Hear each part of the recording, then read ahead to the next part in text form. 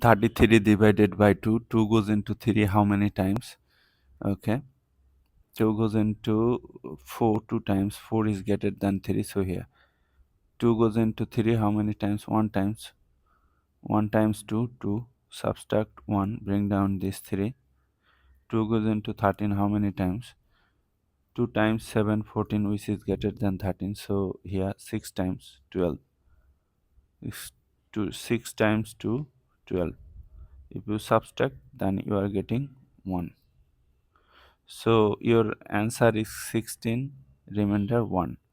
To convert this answer into decimal, so write here decimal and take 0. Bring down the first 0, so you are getting 1 0. 2 goes into 10 how many times? 2 goes into 10 how many times? 5 times, right? But 5 times. But before this 0, there is a decimal. Decimal must come to the question. 5 times 2, which is 10. Subtract 0. That is 16.5 is your answer.